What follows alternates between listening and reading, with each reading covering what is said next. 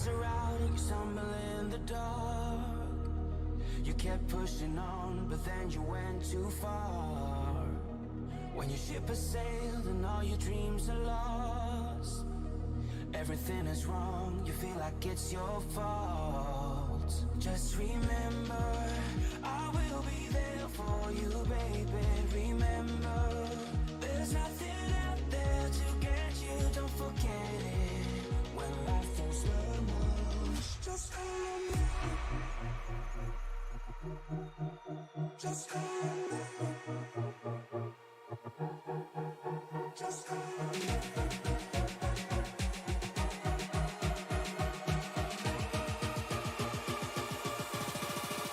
Just call on me.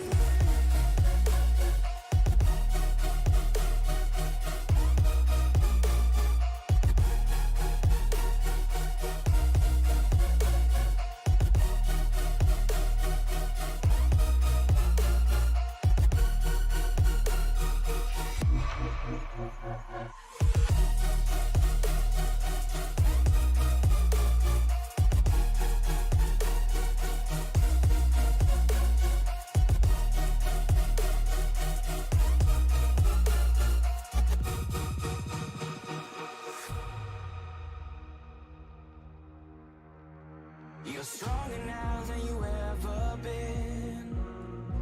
You gotta leave now, it's time to catch the wind. You will climb up high and look through the clouds. And when you're feeling low, I know you'll bounce back. Oh, and just remember, I will be there for you, baby. Remember, there's nothing out there to get you, don't forget it. When life throws lemons, just call on me. Just call on me. Just call on me.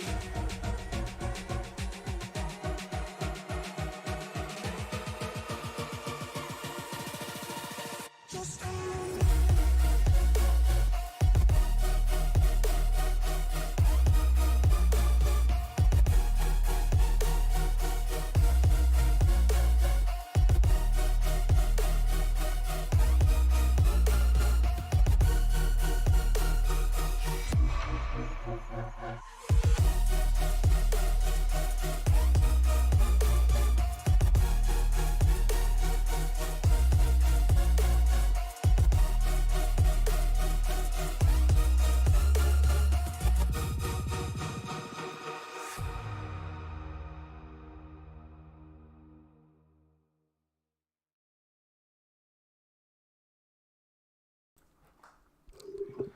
Good evening, ladies and gentlemen. Welcome to the Sim Racing Media Network. We are live from the Irish Hills of Michigan, here at Michigan International Speedway for the Roughneck Racing Series, brought to you by James Wagner's Welding.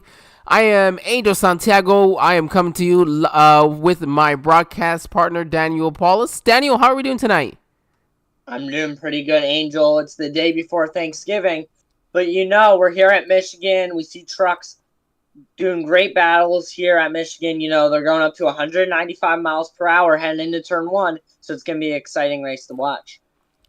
Yeah, you know what? These speeds are kind of crazy right now because I'm looking at even at qualifying and I'm seeing some drivers topping out at 192. So I think that number might even be higher than that in the draft here. You see the 01, I think that was Jeffrey Ledford, last week's winner, come flying by there through 1 and 2. I'm excited. Yeah, you're right. For some great racing, we're gonna be grateful tonight. Some people, we'll have one very grateful driver, two maybe that are gonna be all right, and everybody else maybe not as grateful after tonight's race. After they complete 100 laps here at Michigan. We'll bring up our race info for tonight. The ambient temp about 69 degrees, 65% humidity, minimal wind speed of 5 miles per hour. So with a track temp at 73, we should have some, a rather grippy track almost. What are you expecting to see here tonight, Daniel? The higher the temperature and when this sun is out, the track is going to be so slick. So there's not really going to be that much grip on track the first half of the race. Now, if it does decide to cloudy or the track starts cooling down, you're going to find more grip in those turns. And you're going to see these cars, they're going to start down the bottom line, groove, and they're going to work their way up to the top, really close to that wall. So we're going to see how these truck drivers do tonight here in Michigan. Yeah, I'm excited to see what they can do. This is one of my favorite tracks on the entire service. I continue to enjoy trucks, but you know what? The trucks are just so much fun to drive. Daniel, I don't know how much experience you get in the trucks. I haven't personally been in trucks for quite some time. I'm mostly in the Cup and Xfinity Series rides. I'm not really into I enjoy racing the truck. It's just that I don't do as much truck racing as Cup and Xfinity racing. But the truck handles so much different compared to the other 2 series cars. And, you got a bigger window. You have more room in that truck to move around compared to where you are in a Cup car and Xfinity car where it's more tighter inside and a smaller windshield to look out. And don't forget, these trucks have less horsepower than the other 2 cars. So, I mean, it's just a different ballgame. No, you're right, and on top, additional from the additional horsepower or the less horsepower, you also have the fact that these trucks have a ton more downforce. So dirty air also plays a big factor, which I think plays a lot into how the next gens, you kind of deal with now. I know it wasn't as much with the Gen 6s maybe, but with these next gens and the dirty air. So I think that's one thing that maybe that you can translate, and just the overall understanding of being behind some of these drivers. But we're not going to be worried about that here for just a moment. Let's go ahead and roll to our, let's see if we can pull it up here. All right, here for our as we begin, we have Chris Barker is going to be your pole sitter tonight. Steven Shu in second, Matthew Ace in third, Matthew Gall in fourth, Jimmy Rowdy in fifth. Johnny Hurst is going to be on the outside of row number 3. Row 4 I almost said that wrong. Row 4 goes to Ryan Gomes and Chris Ramsey. And then row 5 belonged to Daniel Love and Richard Hartman III.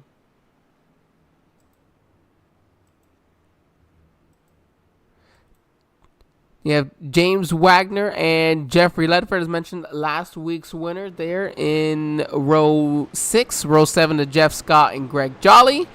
Larry Fairman, Tim Richardson make up row number 8. Row 9 and the final row belonged to Jason Kinney and Chad Hawkins. However, from the looks of it, Stephen Shu did not take the green.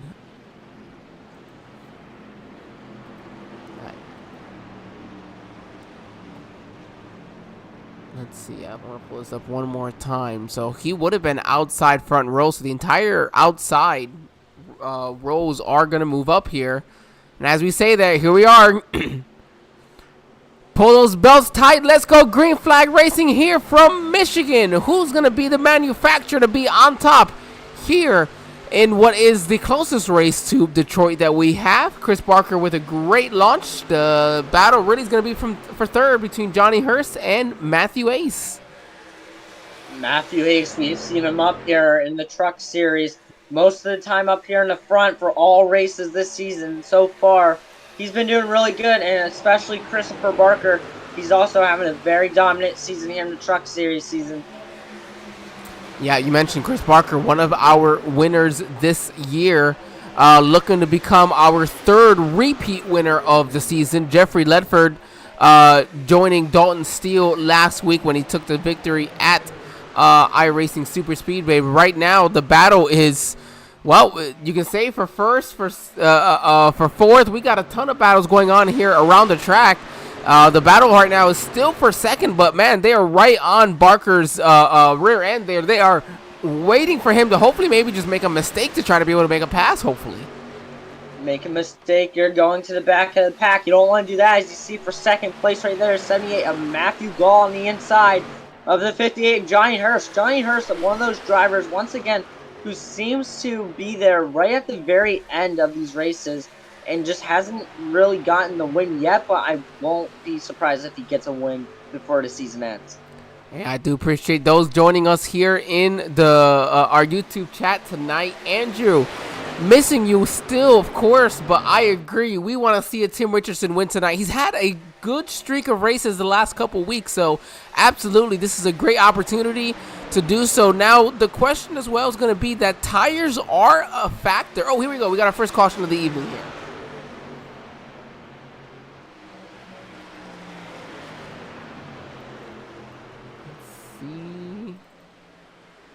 Now, mind you, these drivers do get 3 fast repairs for their race tonight. We're going to try to get an idea as to...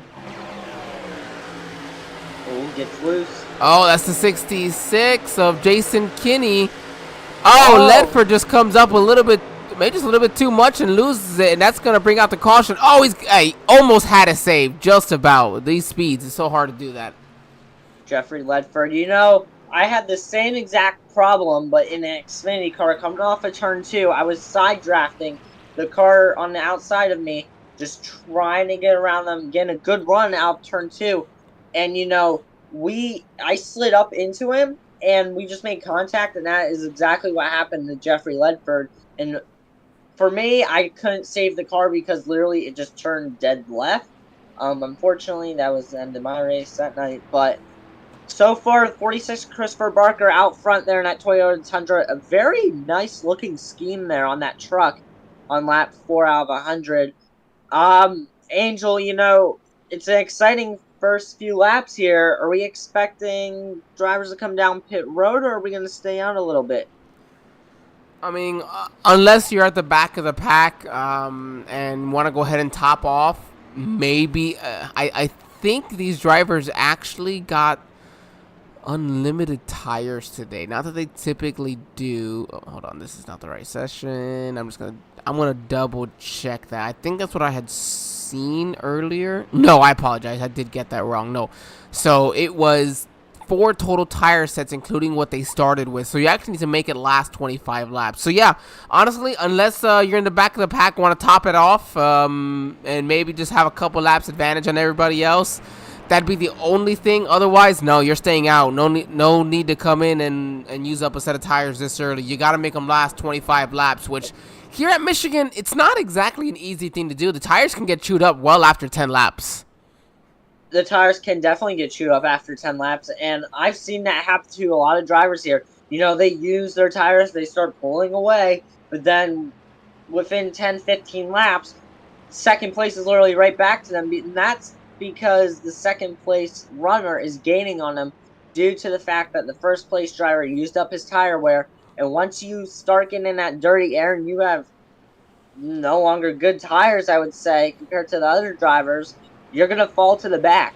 So you want to try to avoid that as much as possible. Just run your own. I like to say run the track. Don't overrun yourself. Even if you're in second place, just run with the track. And eventually, you'll probably get back up to the front.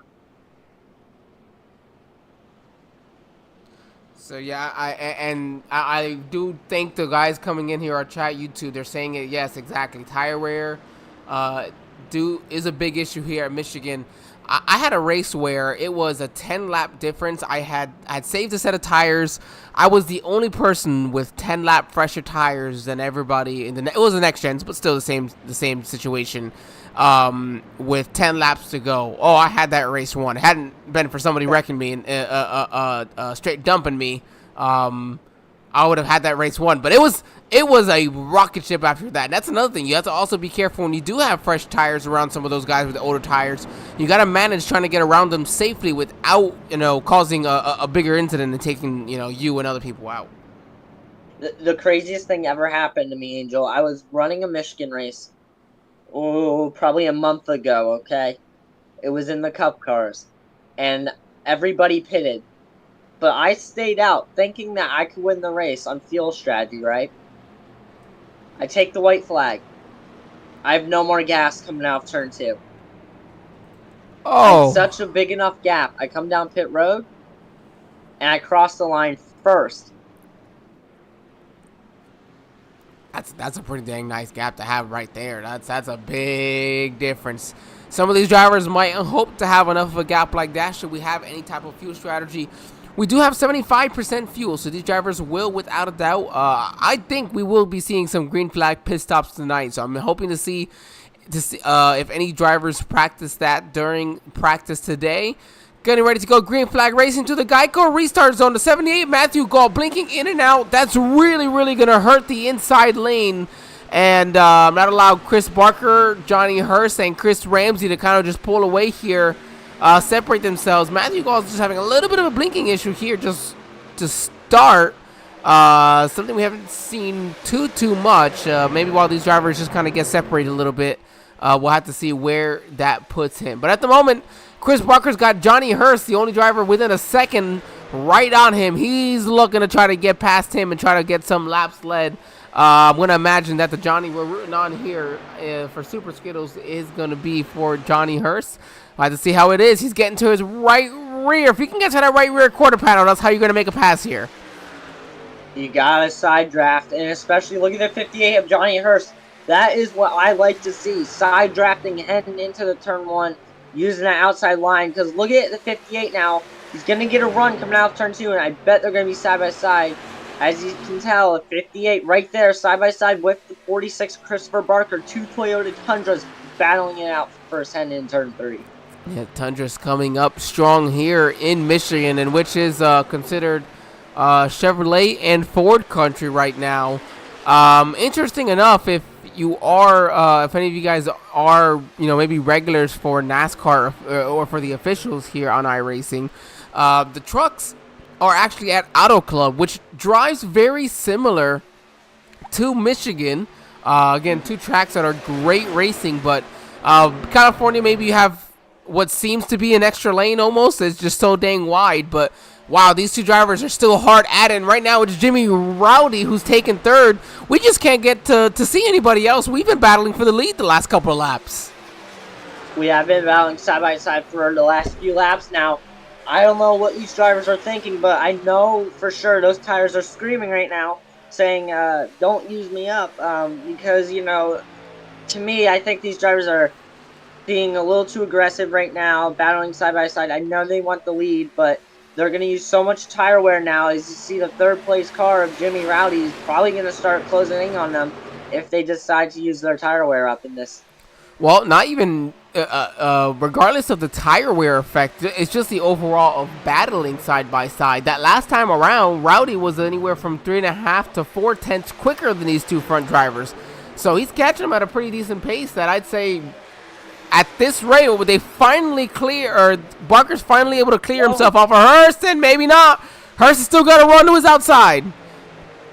46 there, Christopher Barker trying to block that 58 in turn 4. Does not work. 58 still side by side entering turn 2. And they're going to be side by side coming out of turn 2 with Jimmy Rowdy. So it seems like for me, the 46 has got a better handling truck. He's got a better feel for the racetrack. He's really able to rotate the bottom.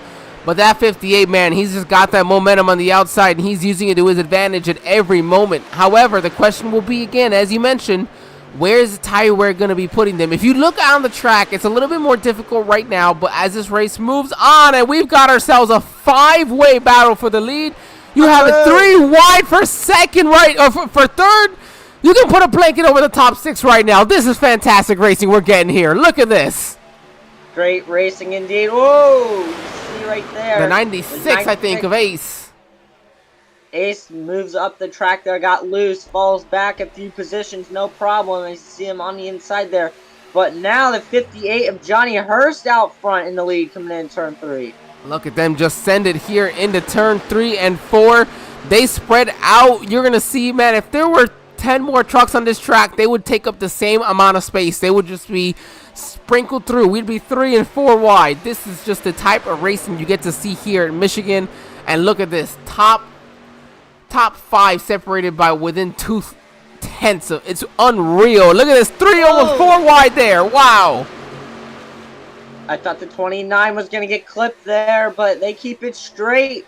As you can tell, it looks like the top 2 are single file, but no, here comes the 46 of Christopher Barker now back up the second. Where's Barker? He is now, put him in second. You got Johnny Hurst to the lead.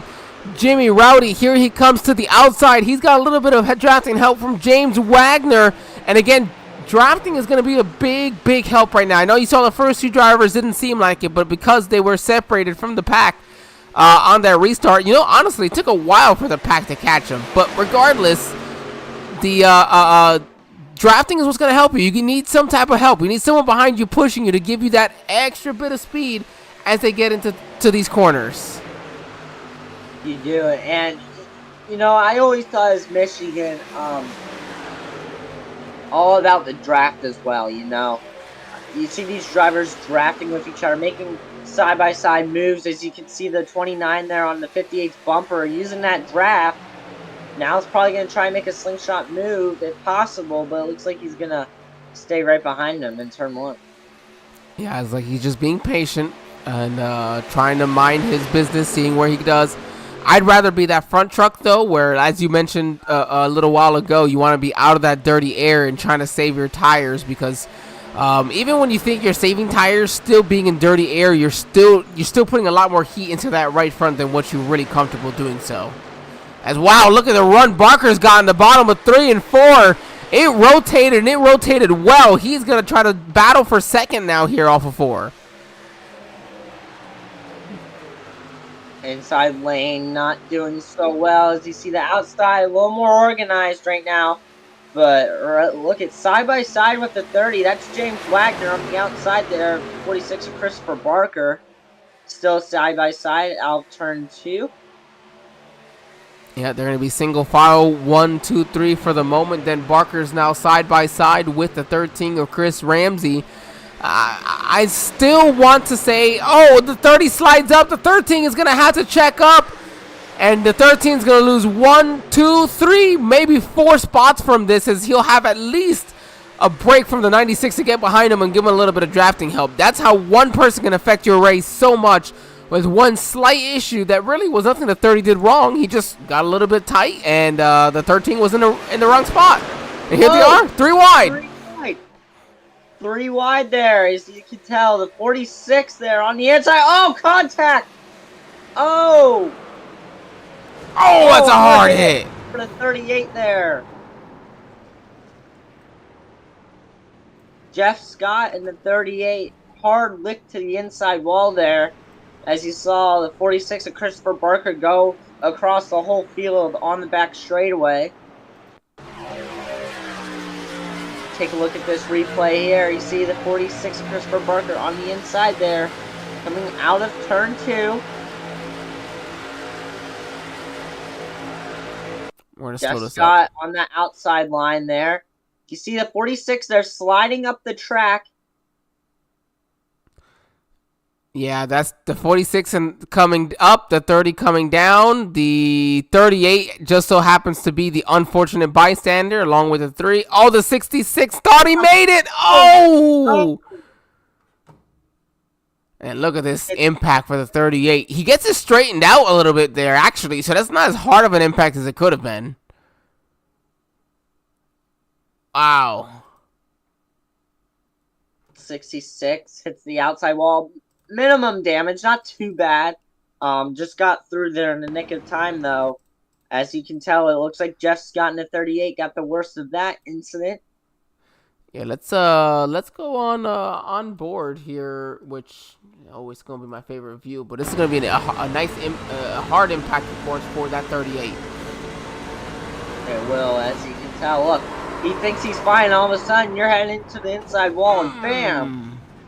That left front.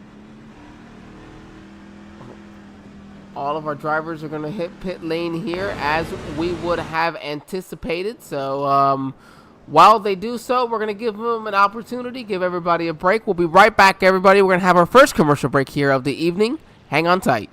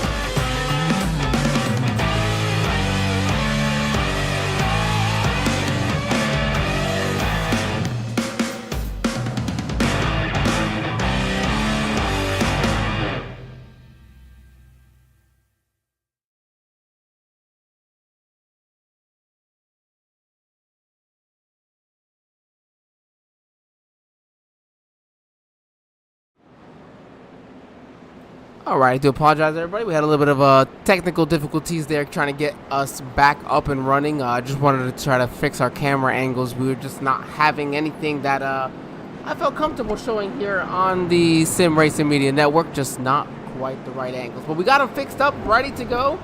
Daniel, everybody coming down pit lane there for their first set. A little earlier than what the tire sets really give you, but really at this point your hand is forced 20 laps in. You're gonna be a sitting rock there if you didn't take tires. You are going to be a sitting rock, and if you didn't take tires, I feel so bad for you because you're just going to fall right to the back. Unfortunately there, but as you see right there, starting on the outside of the front row, we have a Ford. Haven't seen the Fords up front lately. It's mostly been Toyotas dominating this race so far here, only on lap 20 out of 100. And on that Ford is the 01 of Jeffrey Ledford. Remember, he got collected in an incident earlier on, but here he is in the front row. Yeah, well, I mean, and as mentioned, last week's winner. So this year in our 2 plate tracks that we've had, well, technically Iracing Super Speedway not being a plate track. So of our 2 Super Speedway tracks that we've had, where speed really is a big difference, Toyota and Dalton Steele won the season opener, not here tonight. And then Jeffrey Ledford last week at Iracing Super Speedway. So we'll see if Chevy can round them out. But right now it's a Ford Toyota front row. As we go green flag racing again, Johnny Hurst in his Toyota Tundra going to go up through the gears. Lap 20 is completed. We have 80 laps to go here tonight. We'll have to see what these drivers are going to be able to do. 58 Johnny Hurst and that Toyota Tundra gets a great restart launch there. Heading into turn 2, but right behind him is a Chevy, which is the 22 of Ryan Gomez. Right, yeah, there we go. Ryan's able to make his way here up to the second position. Here comes Jeffrey Ledford. Look at the run he's going to use now to jump to his inside. The 01 of Jeffrey Ledford right there, trying to get the lead away from the 58 Johnny Hurst. Oh, man, they're going to keep themselves right there. Johnny said, yeah, you guys keep on battling. I'll stay up front and keep my momentum where I want it and keep my tires safe. But these drivers are going to be fighting hard. You can throw a blanket over the top 6 right now. Whoa, the 22 is going to be a little bit loose. Oh, no, what happens there? Our leader. I think the 58 might have gotten loose as well on these on his old on these cold tires. No caution's going to come out from that. The 22 also was just a standby person, got collected in that, but that's going to allow the 29 of Jimmy Rowdy now to the lead. And battling for second place there is Matthew Ace and Jeffrey Ledford. Let's take a look at this replay here. Up through here, we know it's through the middle of the turn. Well, even then coming. Oh, there it is. He bobbled. Got loose. Oh, wow. The correction. Looks like he overcorrected it a little bit and ended himself into the outside wall there, collecting the 22. That's very unfortunate for Ryan there, but 29 still leading here, coming on lap 24 out of 100. Yeah, so Jeffrey Ledford had taken the lead at that moment, but here it is, Jimmy Rowdy to the top of the board. This is a guy we have seen lead laps, run top 5. He's got the speed. As you see Johnny Hurst coming off pit lane now, he has not been able to just have that luck and be able to put a full race together. We're still very early on, not even a quarter of the way through this race. We're about to be, though. So a lot to go, but hey, a great start in that march to getting into victory lane for that 29. But man, look at the 66. He was just sideways on that last caution there. We thought his race could have been over, and here he is fighting hard now for second. There's 66. That's Jason Kinney there. Got tagged there in that last backstretch incident there. Got clipped, not a lot of damage. But here he is battling. Oh, he gets loose off turn 2, but keeps it straight as he's battling inside the top 10. Man, Daniel, is this lap 25 or 25 laps to go? This is unreal, the quality of racing that we are seeing right now. The 66 will send a 3 right now if there was a lane he was comfortable with to do so. I really don't know what these drivers are thinking, but they don't care about tire wear, obviously, because they're going 3 wide here early on in this race with just 80-something laps to go here. I mean, there's a long way to go here. As you see the 66 wash up the track a little bit, that's going to allow the 29 of Jimmy Rowdy get to his bumper there. Jimmy Rowdy not going anywhere. As you see, he's looking at the outside, but he's going to stay right behind the 66. Yeah, maybe it's a good time just trying to get settled in, let some of these drivers, wear out their tires in front of you, let them do what they want to do. But boy, oh boy, that 66 of Jason Kinney, he put him to the top of the board now as he makes that pass on Matthew Ace. That makes Jason our biggest mover of the race. He started in 17th, and here he is leading this lap here. 17 of 18, I guess, for everybody, just in case if y'all didn't remember. We do have 18 trucks on track tonight. 66 washes up the track. They're going to be side-by-side. Contact there a little bit. As you can tell, 66 still on the outside, holding strong, but there on his inside is the 96 and Matthew Ace. Matthew Ace really wasn't up in the front lately in the beginning of this race, but now here coming on lap 20, he's battling for a lead. As you can tell, the 29 also trying to make a move here. Oh my goodness. This is just fantastic, and I love that these drivers are probably having, not probably, these drivers are having a blast right now. And I'm sorry for everybody that we've not gone through the pack that we typically do, but we can't just pull away from a battle for the lead. This is really intense battling here at Michigan. I mean, I never seen battling going on like this when I was in the cars, but it's a fun track to race at because, it's high speeds, you're making moves, but the bad side about that is, again, the tire wear, but this is a great track to race at. Well, and you mentioned the high speeds, and I think that it alludes to the league itself, and I know a lot of these drivers were down last week with how the race went. They felt like there was a lot of cautions, and a product of Super Speedway racing, especially when you've never been to iRacing Super Speedway, but also just the overall net code issues that we had last week. But the racing has been great, and I mean, and right now you can tell that there's a level of respect amongst the drivers, which make a track like Michigan so much fun. I've been in races where at Michigan that I thought were absolute disasters. They didn't deserve to have Michigan back on the schedule. Now these guys got it somewhat figured out in the front. We'll jump to the back. And so, again, it shows that you have to have respect for your drivers around you and also that patience. So, we're seeing it right now, but maybe some of these drivers are a little more anxious to try to get back to the front as the 13 of Chris Ramsey was loose all through turn 1 and very loose there off of turn 2. Great job saving. I know Jeff Scott in front of him said, oh, man, please don't let another truck get loose next to me. 13 struggling a little bit.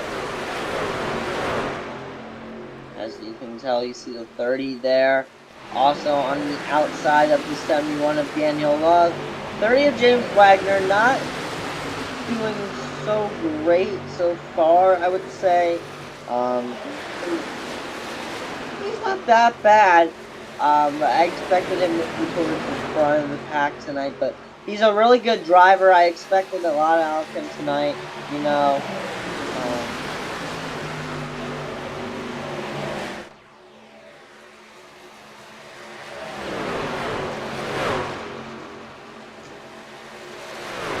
Michigan is a track without a doubt where I can win races, and I love Michigan, but it really does depend. I mean, some drivers, this kind of track suits them. Other drivers, not. Like I said, I love Michigan. I've done well here.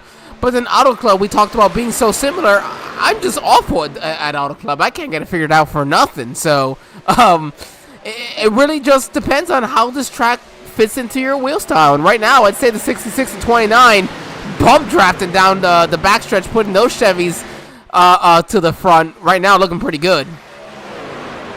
Looking pretty good. You see the 66 of Jason Kinney there. still holding strong, holding off the 29 and Jimmy Rowdy. Remember, we saw Toyota Tundras up in the front earlier on in the start of this race. Now it is all Chevys and Fords in the top 4. The only Toyota in the top 10 is Steven Shu, who's in 5th place right now.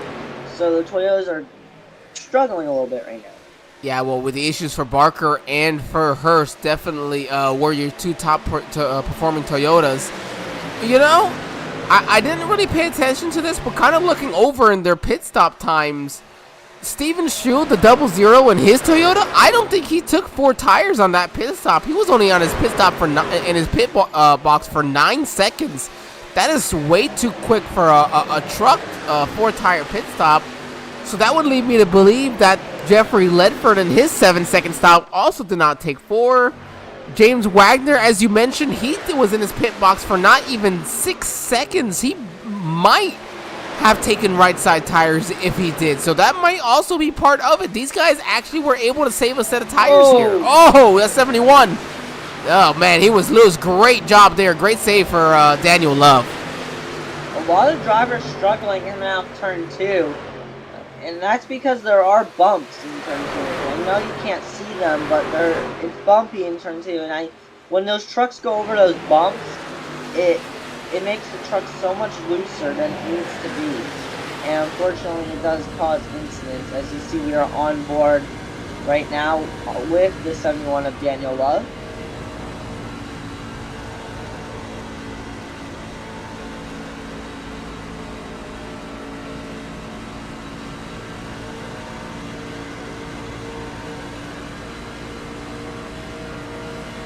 Yeah, you can see the truck going through the bumps there. I mean, and he had a really, really good line going through there. Oh, we got a caution. Caution comes out on lap 35, right in front of us. Oh, that's Jimmy Rowdy. He was running up front. Yes, it was. It was Jimmy Rowdy in the 29 machine. See him on the inside line there, struggling, getting back to speed. That's Larry Fairman in the 99. Let's take a look at this replay here. Okay, so here's Rowdy up in front. He already looks like something's upset about his truck. He's a little bit slower. And look at Larry Fairman running up there, man. Running up top 5, ready to take the lead. Oh, he got loose in front of the 66. Nowhere for the 66 to go to be able to let up in time. And the 99, wrong place at the wrong time. Luckily, no damage really to those to these trucks. No, his car was not handling right. You could tell by him going into the turn there. Not fully up to speed. You also saw the 66 did tap him there, so that did help him, help his truck go around. But you see these drivers now coming down pit road on lap 36 out of 100. You see the 96 of Matthew Ace leading the way. Well, and this is a situation. If you didn't take tires that last time around, you're coming on and you're putting them on now for the first time. Great job. Works out for you. You're going to have an extra set of tires. If you did take tires, I don't know if I would be pitting. I wouldn't be taking tires. I'd come in and top off, but I just feel like you can't take tires here. It's just too early. You're going to have one set of tires left for the entire, well, okay, one extra set. So you're going to have two sets that you need to make last over the final 60 laps.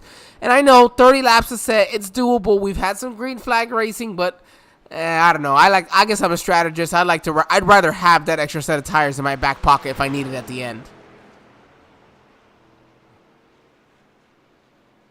Well, it looks like a lot of these drivers 8-9 second stop. So maybe a lot of these drivers maybe just coming in and topping off. So I think that's what a lot of them did. So a lot of varying strategies right now. It's what I love to see as well. When you come to Michigan, you can get so many different strategies that really do make this racing fantastic. Let's see if we don't bring in Jeff Scott. Let's see if we can find him.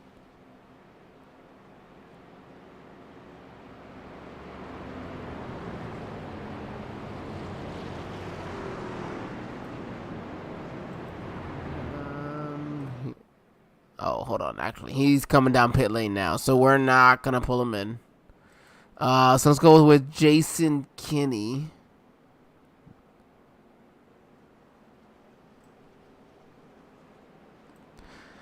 Jason, this is Angel and Daniel here in the SRM broadcast booth. You got us, buddy? Yeah, how are you? Well, we're doing pretty good. I would ask you, but I'd say running in first place right now. You ought to be pretty good yourself. Yeah, not bad, not bad. It's been kind of interesting.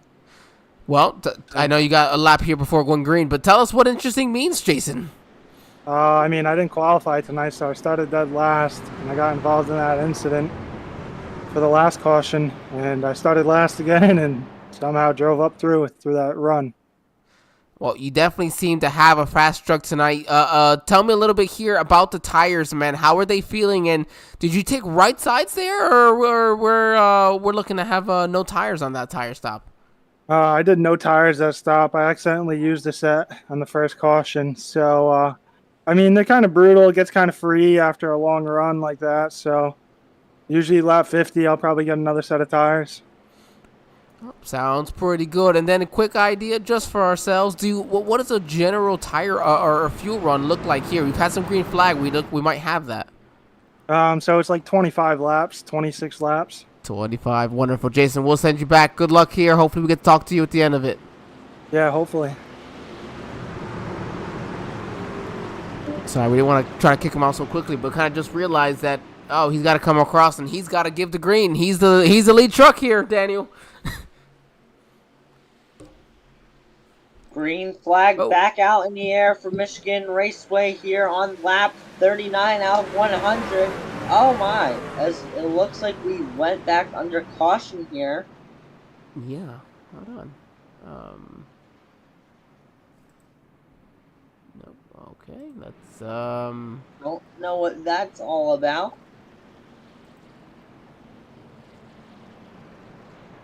let's see.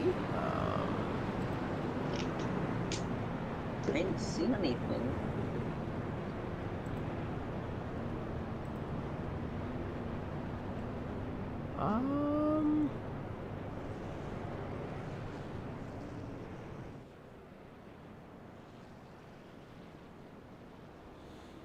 And I'm not sure what's happening with these trucks behind. All right. We're gonna take a brief. I don't know if they're. We're gonna take a brief break, everybody. We'll be right back while they get this sorted out. I don't think we're gonna be going green here. There's too much of a. So we'll give them the opportunity to get lined back up, everybody. If we do see them going green here, we will come.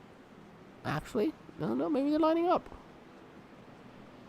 Never mind. You know, well, hold on. Okay, they got lined up a little quicker than I anticipated. There, they looked a little more chaotic for a moment.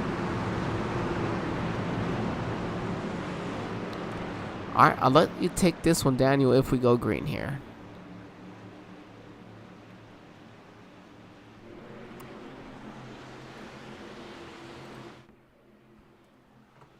Alright, green flag back out in the air. 40 laps completed out of 100 as the 66 of Jason Kinney leads the way.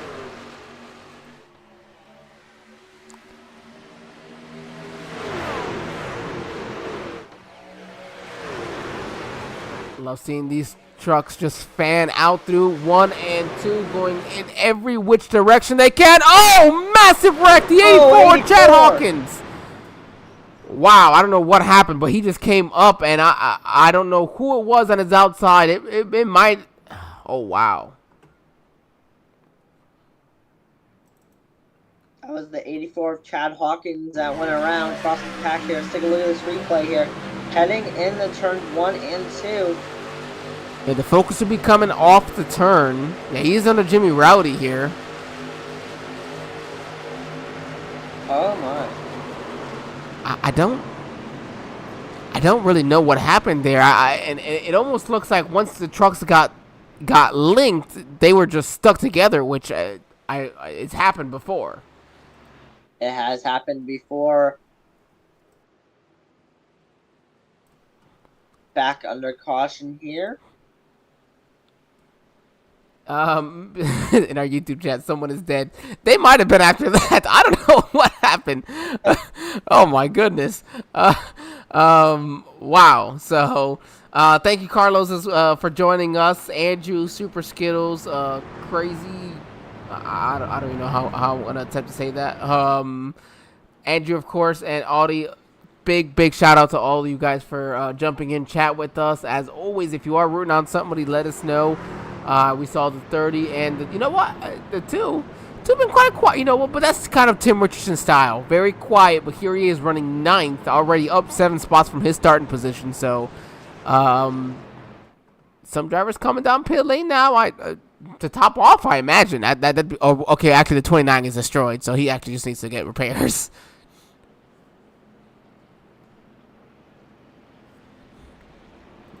All right, well, let's see if we can get in, who else we can bother? You know what? We haven't spoken with Tim in a little while. Let's go ahead and bring Tim in here. We got some fans out here. Tim, this is Angel and Daniel here at the SRM broadcast booth. You got us. Man, I haven't heard your voice in a long time. How are you, buddy? Man, we're doing pretty good. You know, I just said, you know what? You got a lot of fans in the YouTube chat right now, and we haven't talked with you in a while. So I said, let's bring them in on in. Man, Appreciate that. well, how's it running, man? Running 9th right now. How's the overall race going for you? Is it about what you expected? How is it falling into the strategy that you pre-planned for tonight?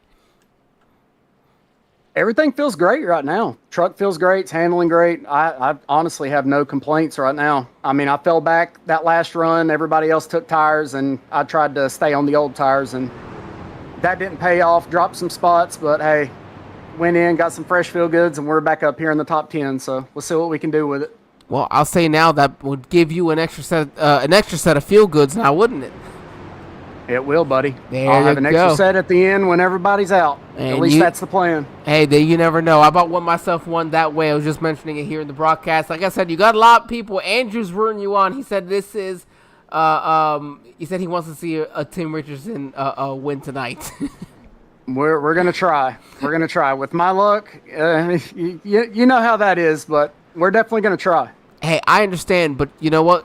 Michigan is the place to go on and get it done. And we just mentioned how a Chevy needs to win one of these big speed tracks this season now that a Toyota and a Ford have covered them. So maybe it's time for Tim to go ahead and do it. We'll send you on back now, buddy.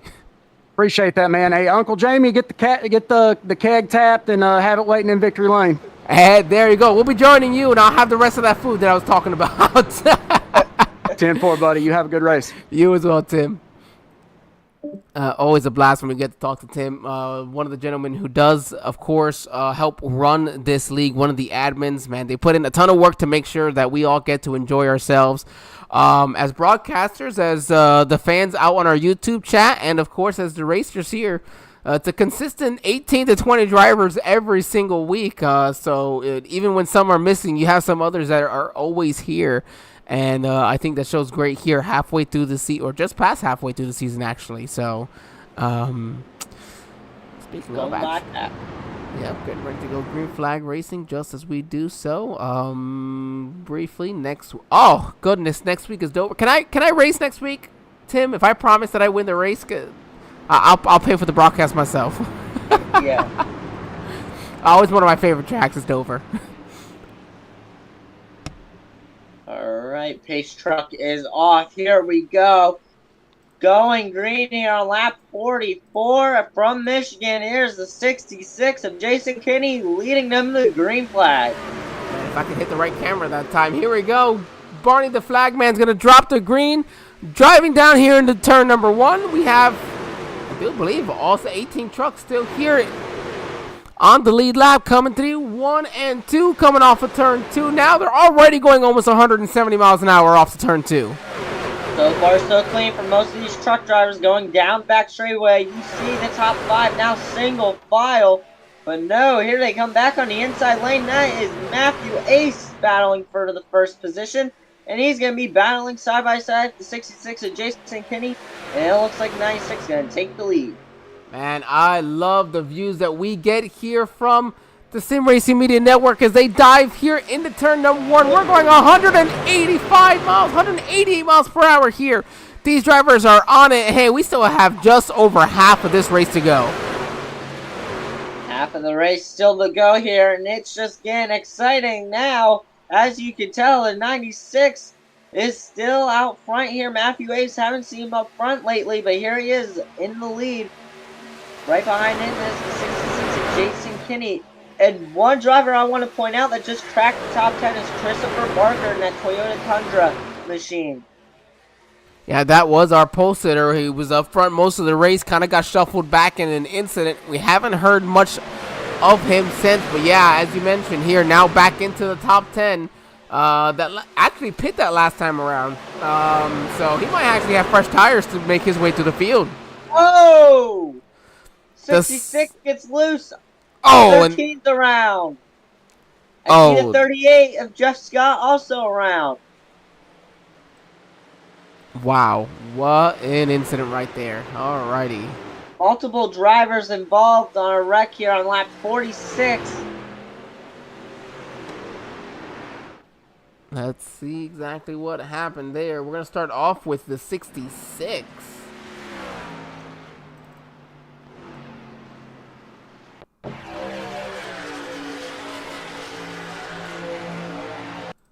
Go through here because we'll be coming off of turn number 2 again on cold tires. Loose saves it, but then here it is right behind. So I'm gonna assume Jeff Scott's gonna come up. They're all trying to react to hoping the 66 doesn't shoot back up the track, as we see, because again the slightest bit of overcorrection is an overcorrection. So just unfortunate, some of these drivers just trying to make sure they can make it through the wreck, and just not enough room to make it through. Very unfortunate for those drivers that were just involved in that wreck, especially at 38 Jeff Scott. He's been involved in more than one wreck so far here tonight, and I don't know if anything's going to happen to him next again, but here comes the 96 of Matthew Ace now leading a few drivers down pit road. You see the 29 of Jimmy Rowdy come down pit road. I see the 30 James Wagoner. Yeah, we have quite a few takers. Drivers.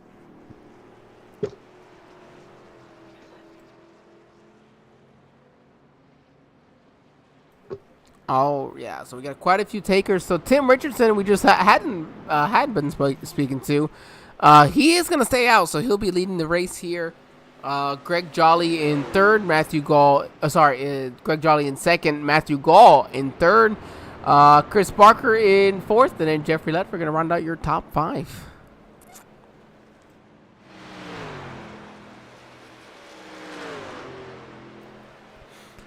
Alrighty, let's see if we can steal one more person. You know what? Let's go ahead. We didn't get a chance to speak with our pole sitter, so.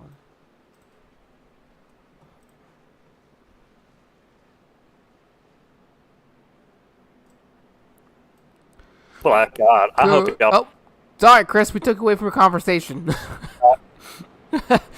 This is Angel, Noah, and Daniel here in the SRM broadcast booth. Wanted to get an opportunity, of course, still to interview our pole sitter today, and someone who's worked very hard to make his way back up to the top 5. It's been tough, man. I didn't want to take a quick repair and went in. I had way more damage than I thought, so y'all could see it. I was struggling there for a while. Okay, so that would make sense. We were wondering, Daniel mentioned he was wondering what was happening there with the 46, that he was struggling. So then damage was the case. So aside from the damage, how's been the tire wear going for you, Chris? Have you been able to manage it well, or does it seem like it just keeps creeping up on everybody? Yeah, I mean, it doesn't seem too bad. I messed up when I went in the pits there the first time and took a set of tires, so I'm having to stay out on these a little longer than I wanted to. But it's not too bad. They had lowered the power down to 95%, I think, on these, so that's helping a lot with tires. Yes, that is correct. They were all lower than 95% for tonight's race because of all the drivers having the issues coming off the turns. Well, Barker, you got half the race to go. You're back up here in the top 5. What do you got to do to maintain yourself and come home with victory number 2 of the season? I'm not sure, to be honest. Stay in the draft, I guess, because not having to drive it too much on 95% power seems like we're just trying to hold it wide open. There you go. Daniel, what you got here for our pole sitter before we let him go? Well, Chris, I want to wish you good luck because I have a feeling these restarts are going to be even more interesting to watch here, but you've been very strong. What is the strongest lane to run here at Michigan? I like that low lane, but with the power not at 100%, it makes it tough to run that low because guys are pushing each other around you on the outside. So There we go. Well, we'll let you go back here, Chris. Good luck, and hopefully we do get to talk to you at the end of it. all right, thanks guys. I think that's a great point, Daniel, that you brought up in that question of what is that preferred lane, and I didn't think about it. Yeah, the 95% and how it would affect what lane you would race, but I'll shut up. We'll go back. Green flag racing here. Barney the flagman's got the green flag in the air. They're going to the Geico restart zone. We are green flag racing again. We are 1 lap short from the halfway point here for tonight's race.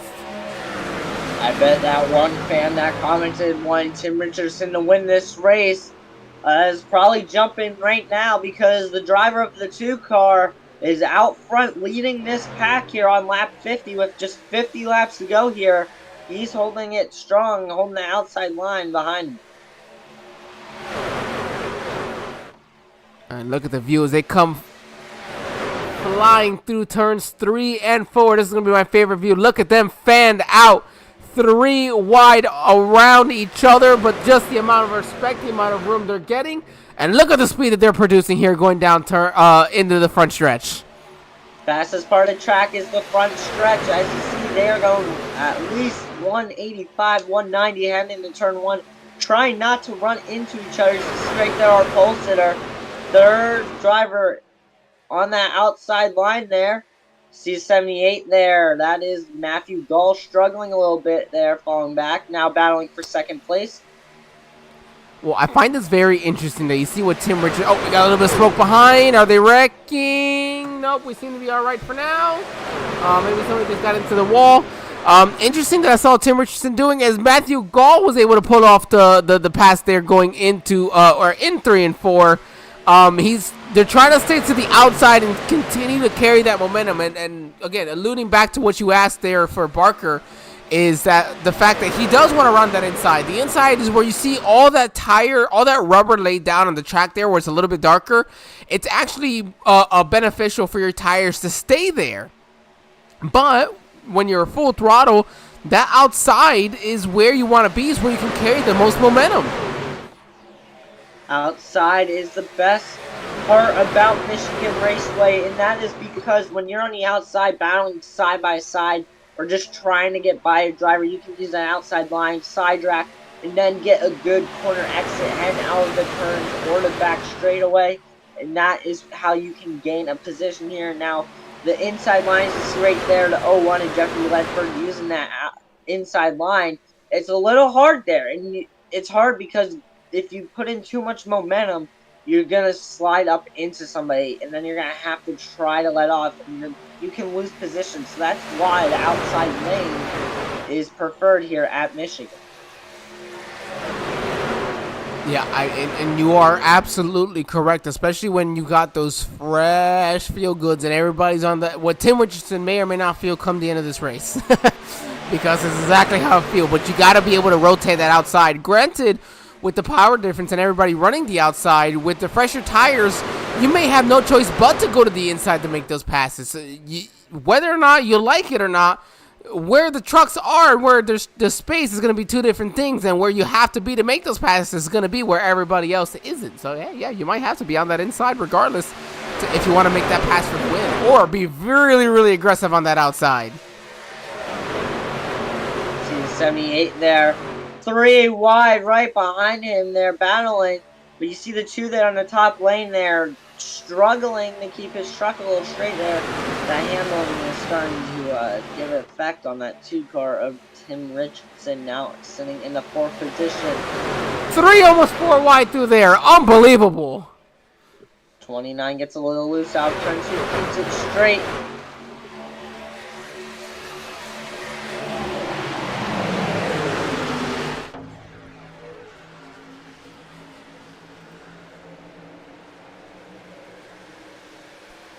I'm sorry, I kind of just went blank for a moment. I'm just looking at these drivers. This is so much fun, man. This is what makes... Oh, Jeffrey Ledford gets into the wall a little bit off of 4. tags Johnny Hurst, but they're going to be all right.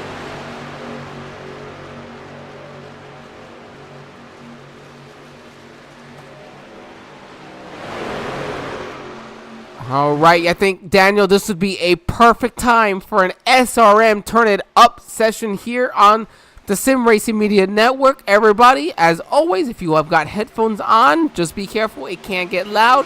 We're going to enjoy ourselves here, everybody. We'll be right back.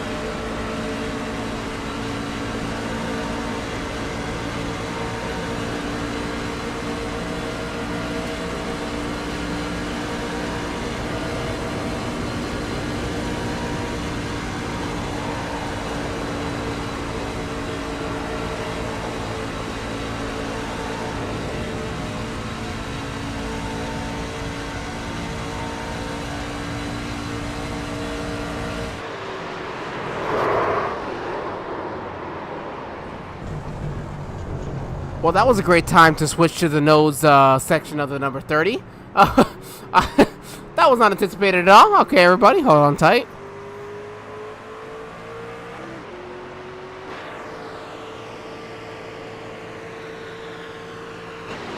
All right, let's figure out exactly what happened here, Daniel.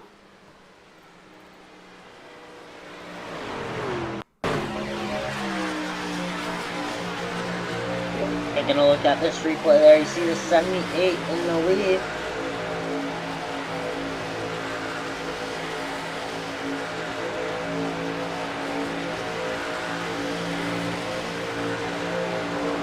Oh man, it looks like the 3 truck. The 3 truck got hooked there. It looks like he slid up the track a little bit into the other truck, which decided to not let it off, it looks like, and it clipped the 3 truck, and unfortunately got hit by another truck as well. I don't know what number truck that was, but it was a hard hit. Okay, hold on just a moment, everybody. Our system will get back to where we're supposed to be live with our leader, Matthew Gall. As they do hit pit lane, Jimmy Rowdy's going to stay out. And as they do that, we'll be right back with our second commercial break of the evening, everybody. We'll be right back.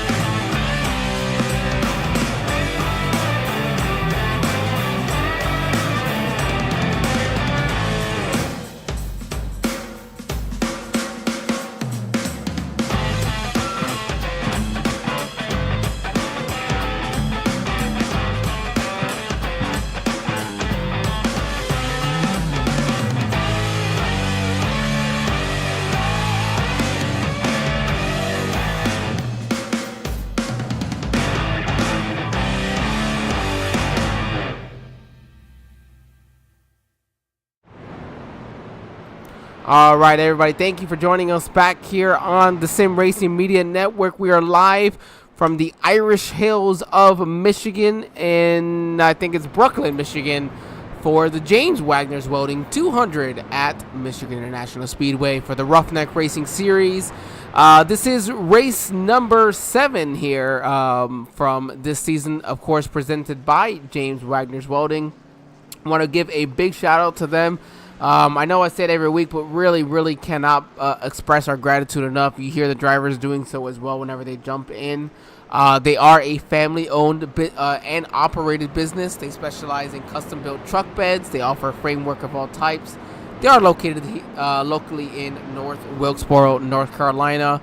I know a lot of people here probably agree, but even, just always got to support our local businesses. I personally work for one. It's what drives our local economy. So I know it seems superficial to say, but really these are the people that we see every day, running their own businesses and just trying to make a living for themselves. So again, big shout out to them for jumping in with us. It was really, they just had a couple races last season. They really liked it, decided to jump on for a couple more, and then decided, hey, we'll jump on for the entire season. And that is for the James Wagoner, his father's company, James Wagner's Welding.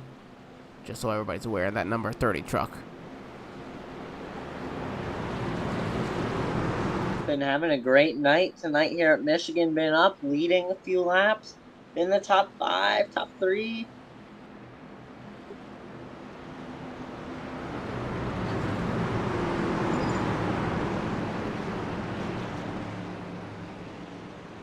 Cooper.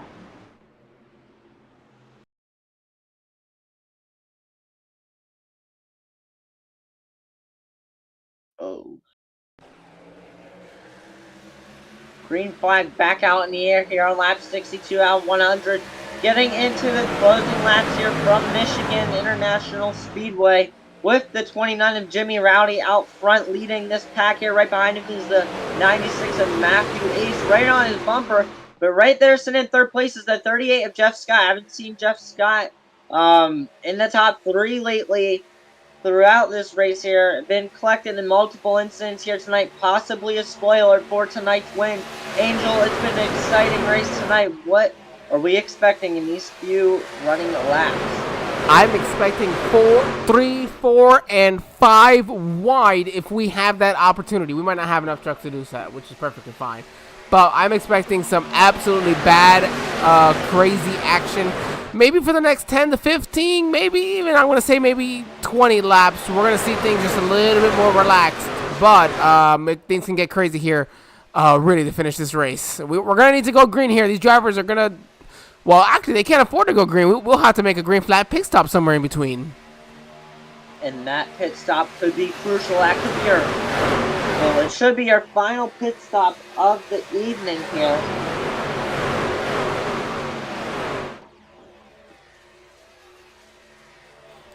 Oh, here it is. They're getting side by side here still for third.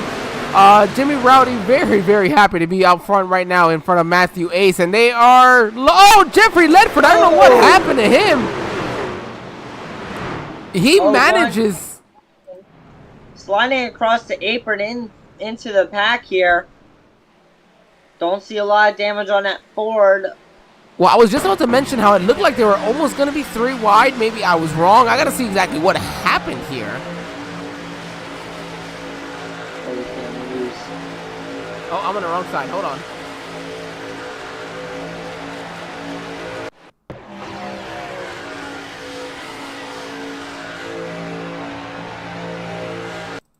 So go through here. Oh, there it is. Yeah. A little bit of contact from the 78. Man, that really shouldn't send a truck just careening to the inside either, though. But he may have, when the 78 hit him, it might have been right when the 01 was already kind of yanking on the steering wheel, so it may have just exacerbated the movement of the steering wheel.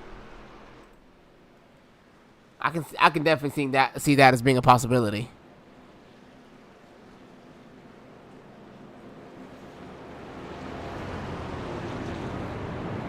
We're going to have 35 laps to go here. Going to be interesting here to see what they can do. We still won't be able to make it on a on a fuel run here. So, honestly, I wouldn't even come in. If I've got track position, I'm not coming in here.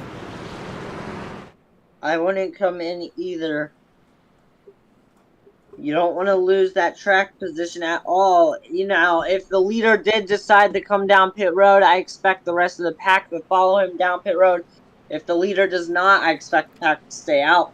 If you're in the back of the pack, I expect you probably to come down pit road. It wouldn't hurt you. You're already in the back of the pack. Probably get another set of tires on if you have some saved. Or just top off with some fuel and see if you can possibly get to the front of the pack here in these closing laps. We're on lap 66 out of 100 here in the James Wagoner Welding 200 from Michigan Speedway. Well, I think the scary thing in all reality is that this race, how unpredictable it's been. We've had the nice long green flag runs, but we've also had the spree of caution. So how do you plan out? What if you've only got one more set of tires? Do you want to use it now? Do you, if you use it now, your hope is that this goes green and you can use it to your advantage. But if you don't use them, obviously you're hoping for a caution at some point. So there's still so many possibilities to do. Honestly, though, I don't think I would have taken my final set. If I got one more set, I'm holding on to it. 35, it's going to be probably closer to 33 laps when they go green. Still just a little bit too much for me to feel comfortable.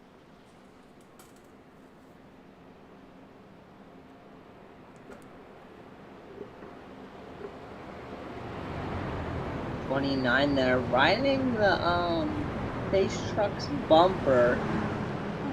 Don't know if you can do that or not on the iRacing, but that 29 is really close to the official's truck there. I don't want to mess with the officials, really. He's just trying to save some fuel. That's all. He wants to give out. Who is it? Is it Todd Bodine that drives a NASCAR pace car? I think. Whoever it is, he's just trying to give him a little bit of a hello. The virtual one, of course. Here it is. The pace truck lights are off. We're gonna get lined up side by side again. This will give us, let's see, we'll complete lap 67, giving us 33 to go when we come across the line. Look at the 38 truck there of Jeff Scott. Angel, were you expecting him to be in the top 5? I was. He's shown his glimpses of being able to run in front. He's just been in these bad situations. So the question is whether or not he can maintain himself. Oh, it looks like a truck got into the wall a little bit in the back there. Maybe trying to find his spot in. So we'll see. Can the 38? I think 38 had a special paint scheme for tonight, if I'm not mistaken.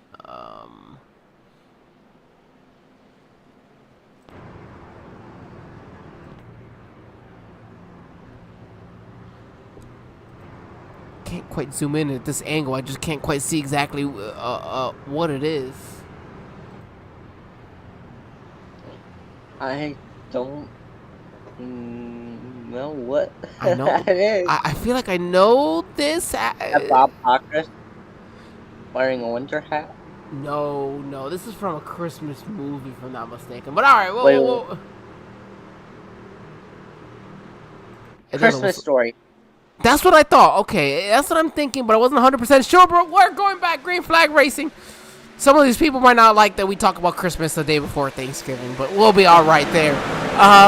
Jimmy Rowdy's going to be able to take the lead back as the battle will be between that Christmas Story truck and the 38 and the 58 of Johnny Hurst for third. Classic paint schemes right there. Battling for third place, 58, Johnny Hurst, been up front, leading a lot of laps earlier on.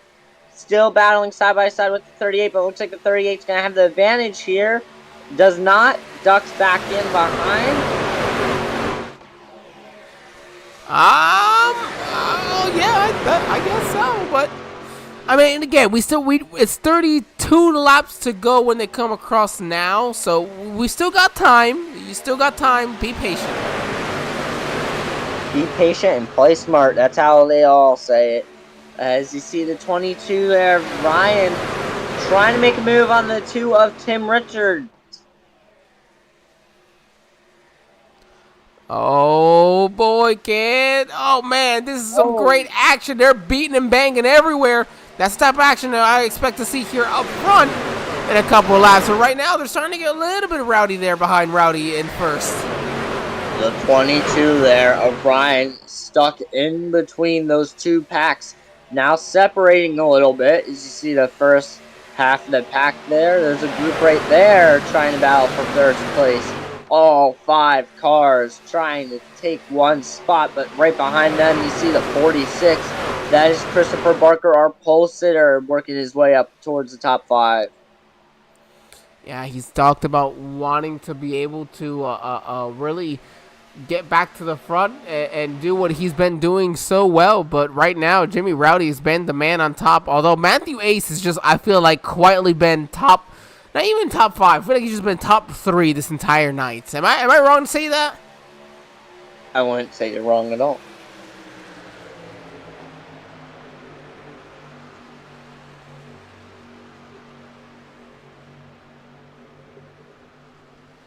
Oh, man. Yeah, I know. The 96, he's peaking. I'm trying to focus a little bit. I'm sorry, everybody. I'm just trying to focus on maybe what these drivers are thinking. What is their idea? Are they trying to look high? Are they trying to look low? We got 30 laps to go. Is the 96 trying to set the 29 up? Is he just kind of settling in place here? Oh boy, that's what I do love about this, though. We always get to try to figure out and see what's going on. As Matthew Gall and that 78 from behind, and I love this drone cam that we have. Just the drone cam can go over the trucks in iRacing, more like in real life. We don't have to worry about it falling out of the sky and damaging something. All 10 trucks inside the top 10, single file here. As you see right there, the 66 battling. That is Jason Kinney battling alongside the 78 of Matthew Gall. But Matthew Gall having a huge run, going to go to the inside, try to pass the 22 of Ryan Gomez. Oh, the 78, he's got the run. He's almost got a run on Tim Richardson to go ahead and make a... Yeah, he's got the run to stay side by side with Tim. Oh, no, he got loose there. He's going to have to slide up behind him, but is able to find his way in front of the 22. I think the 22 would have considered diving low for a crossover had that 66 not been there. Remember earlier on, we saw these truck drivers down on that bottom groove, now working the high groove, like I mentioned in pre-race. You see the 2 of Tim Richards moving forward, the 66 falling back there. Because Jeffrey Ledford in that 01. Yeah.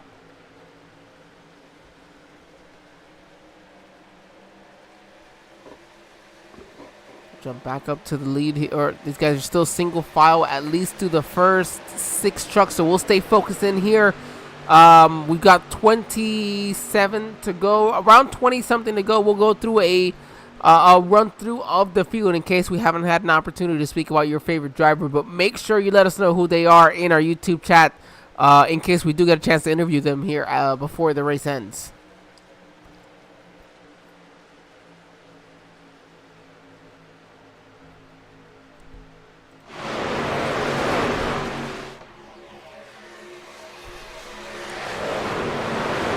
This is where, and this is also where you gotta start making your moves as well. You can't wait too long either because of how difficult it can be to pass. You don't want to find yourself running out of laps at the end of this one either.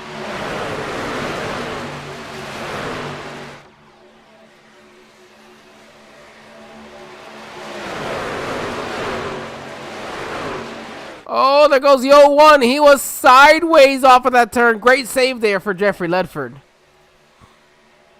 He's not had himself a great evening tonight. I think he's just looking forward to finishing out this race. Coming down now to 25 to go. Jimmy Rowdy's still your leader with Matthew Ace and Jeff Scott in that order respectively in tow. And here's Greg Jolly behind. And Barker, I just feel like he just got stuck in I feel like he needs to have the fresh air. Maybe he's not the strongest driver tonight. If he's in traffic, he's got to be in that fresh air maybe. Don't forget, when you're out front in that clean air, your truck handles totally different than what it feels like in dirty air. And when you're in dirty air, your truck handling goes out the window. I mean, you're loose, you're tight, you could be all sorts of different things here. And that's what makes it really challenging to get back up to the front. You see, that is the 3 truck trying to make a move on the inside. It is Greg Jolly trying to make a move on the 96 of Matthew Ace now for second place. He's trying. Is he going to have? Here comes Matthew Ace peeking now to the bottom. 25 to go. It's time to wake up and make some moves. Expect some 3 or 4 wide action here in these closing laps. Oh! The 38 Jeff Scott's around. I see the 3 around. Oh, multiple trucks involved there on the back straightaway. Caution comes out and 24 to go here at Michigan. 38 was having such a strong run here in the closing laps. Unfortunately, he gets collected again. Yeah, well, all right, let's see exactly what happened there. I was just about to bring up the fact that we might have to see some green flag stop soon because we did not have enough to make it to the end. This should put us into our window, though.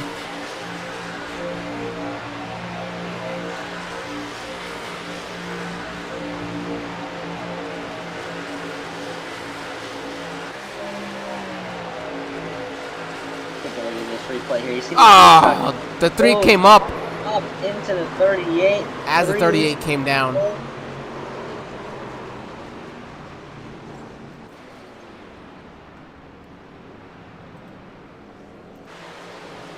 All right, everybody.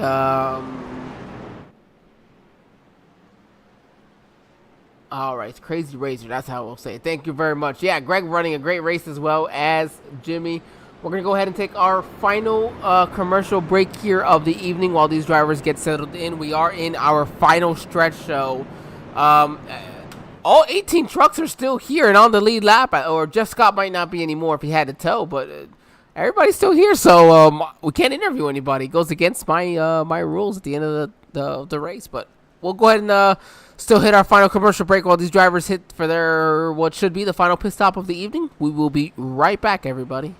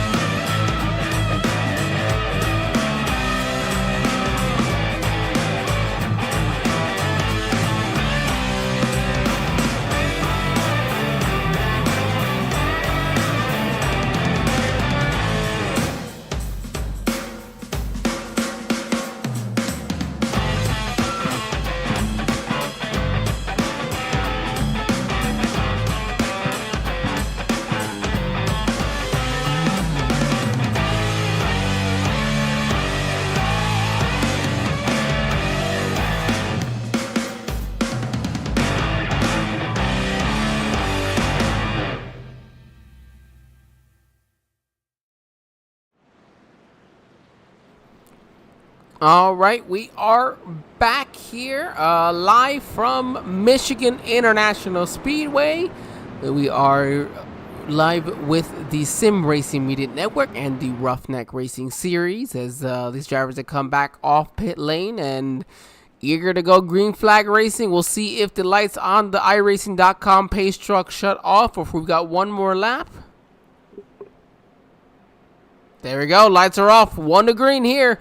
We'll have 20 laps to go to finish this race. 20 laps to go for sure. As we see the 29 Jimmy Rowdy on the inside there. The 22 right on his outside. Row 2, we have the 71 of Daniel Love and 84 of Chad Hawkins. Right behind them, we have Steven Chu and Christopher Parker, our pole sitter. See if he can get it done and win tonight.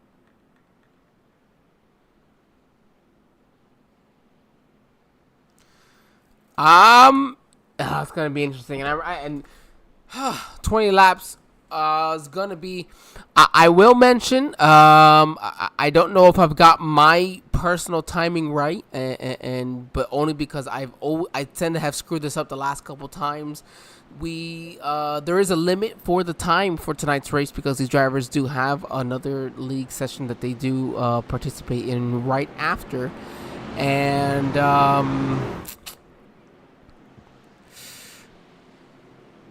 we may or may not finish under green, so or at the right time. So if there is any type of confusion here towards the end of it, just be aware we may or may not have enough time to complete the allotted laps. 100 laps is plenty to do here at Michigan.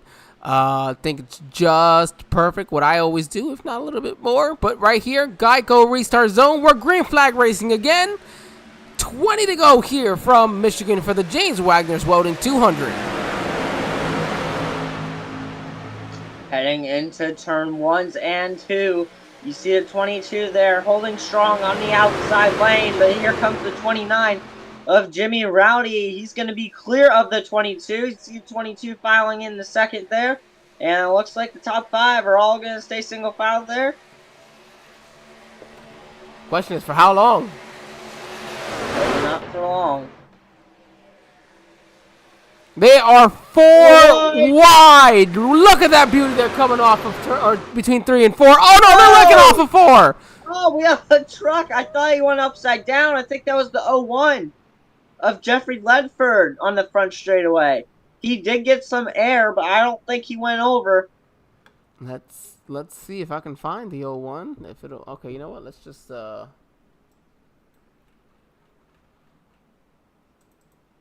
Oh no, Tim Richardson was involved in that one as well. Unfortunate. Take a look at this replay here.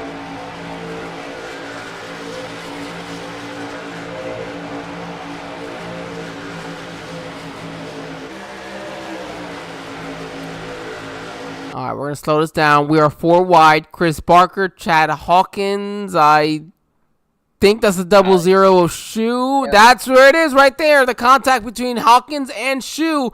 Oh, Barker just nowhere to go. Matthew Gall was in the right place at the right time. I think the 01 is all right. Yeah, it looked like the 01 from that far view, but it was Steven Shu who did get that air there in the 00 there. You see the 2 of Tim Richardson, nowhere to go. The 99 also involved. Oh, no, I think Larry may have missed that. Did he miss it? Oh, that's very close. Well, you know what to do. We're gonna jump on board with Larry. I'd love to see a far back wreck. Yeah.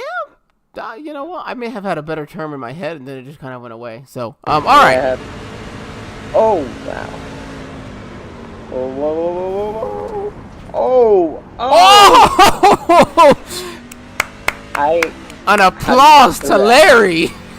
How do you get through that? Can we go back and look at that one more time? Yeah, I think we should.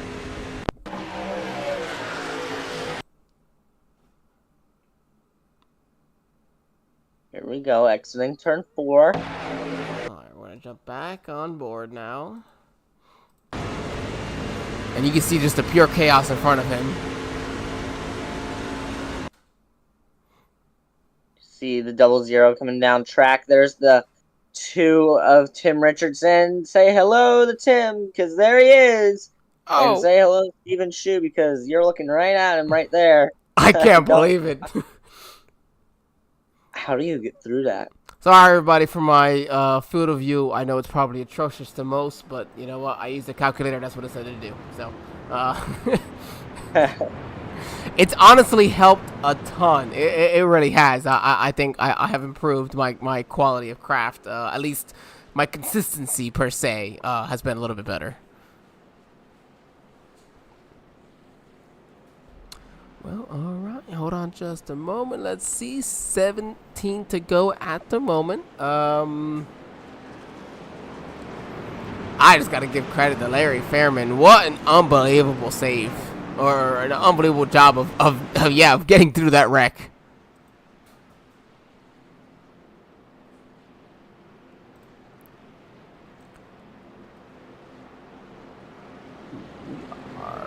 Alright, now we should still be, we're gonna be cutting it close, but we're still just at the right time. We should be able to finish just fine, everybody. I'll try my best to keep up with it and hopefully not be too surprised and with everyone.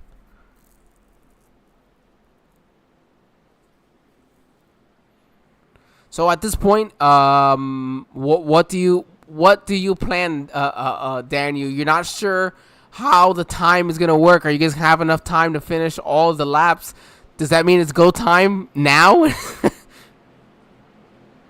Unfortunately, the way this is probably going to turn out, I would say it's go time. just because, you know, you want to get the lead just because, you know, you don't know if there's going to be more incidents.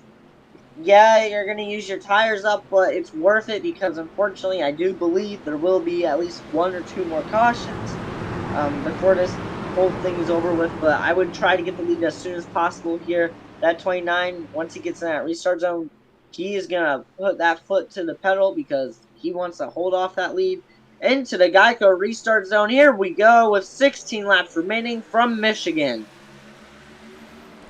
Here it is, 16 to go. Jimmy Rowdy, he's got the man. He's the man on point. Look at that, Daniel Love. Haven't had a chance to talk about him much. He's found his way to the top, to the front of the field, and the 29 clears himself in front of the 22 of Ryan. He wants that outside preferred lane. Oh, the 01. Wow, that was close there as they keep it straight heading in turn 3, but look at this. Look at all this congestion here. As you see, we are 3-4 wide almost. Coming out of turn 4, battling for second. Ah, wow. Unbelievable. Look at the view that we can get. They are 3, almost 4 wide for third. We're going to make it. Oh, no, Daniel Love's in the back. Oh, he said, no, I'm good. I am good.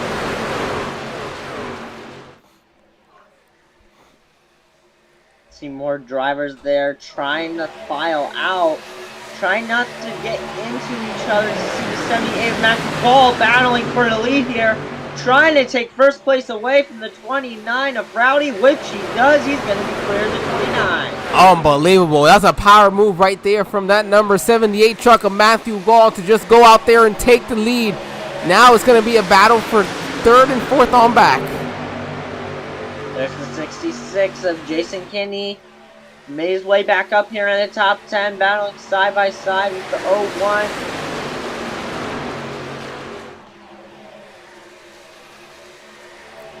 Yeah, but he's staying side by side with him. But guess what? Jimmy Rowdy, look at this. He's got a big run. He's going to the outside of the 78. He's not done with this one yet either. These two battling very strong. Look at this, the 22 sliding up the track in front of the 01. But look at this 66 with the run on the inside. And the 01 is still pushing hard. These drivers are battling hard. And he's got a big run here in the front too as well. Our focus is going to be here on these top 5 or 6 trucks right now. The battling is unbelievable. The 22 is loose. Can he save it? Oh, he saves it, but he's going to follow from the back. There was just nowhere to go. I mean, he did a great job of keeping it together. If there's nobody else there, he would have saved it.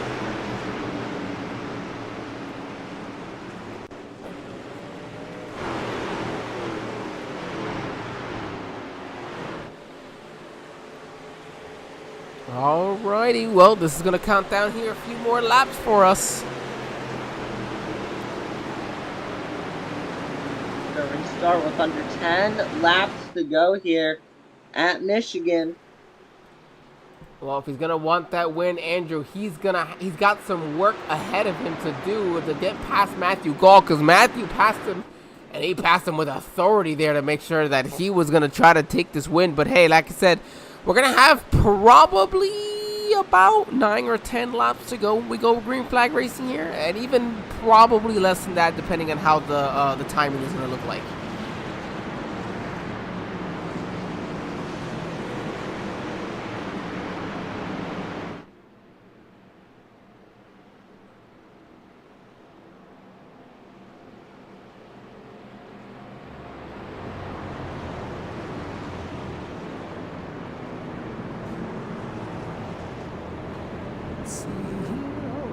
Alright, let's go quickly through the field. I don't anticipate too many of these front drivers pitting here. Matthew Gall from New Braunfels, Texas, if I didn't butcher that one. Jimmy Rowdy from Midwest City, Oklahoma. Jason Kinney joining us here in the 3rd position. Jeffrey Ledford from North Wilkesboro, one of, I think, maybe 3 or 4 drivers from the North Wilkesboro area. Roaring River, North Carolina for Matthew Ace. I don't know where. That could be right next to North Wilkesboro. We got another one right with them. In 6 is Greg Jolly from Loudon, Tennessee. Chris Ramsey in 7th. Christopher Barker, also from North Wilkesboro, in 8th. Johnny Hurst in 9th from Corbin, Kentucky. And rounding out your top 10 is James Wagner, another one of our North Wilkesboro drivers. Richard Hartman from Tioga, Texas. Tim Richardson, also from North Wilkesboro, as we previously mentioned, one of our league admins. Larry Fairman in 13th. Daniel Love, he came down pit lane. I don't know if he got if he has tires. If he does, look out for him. Restarting back there in 14th. Ryan Gomes in 15th. Steven Shue in 16th. Chad Hawkins in 17th. And then Jeff Scott rounds out the field here in that 18th position from Merrill, Wisconsin. I do believe he either had to tow or did not have his final fast repair.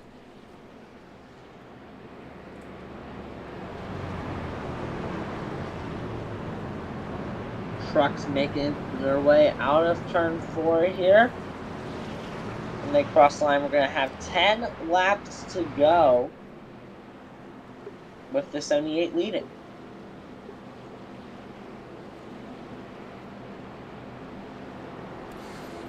Yeah, I am. Let's see. I think we should see the lights go off on the pace truck here.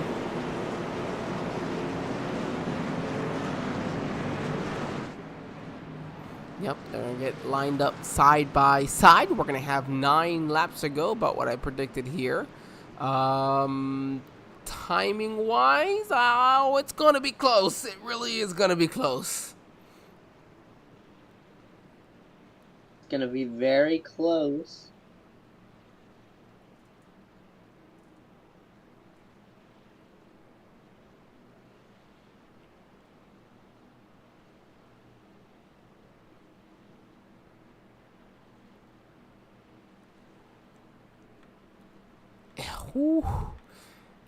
It might be just close enough that we might be a lap or two short here.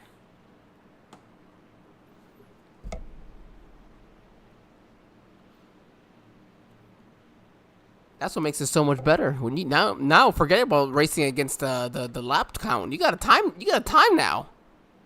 Yeah, that's gonna put a lot more stress on these drivers. It's very unfortunate it has to come down to this, but unfortunately we have no other choice but this has to happen. Now it's go time. Try to get the lead. Do what you can do. With the 78 and the 29 on the front row. Here we go. Green flag with under 10 laps to go at Michigan. 78 Matthew Gold gets a great restart. Yes, he does. The 29 did not get a great one there as these trucks get up to speed, entering turn number 1. See, the 66 battling there for second place with Jimmy Rowdy. And there's the 01 right behind him.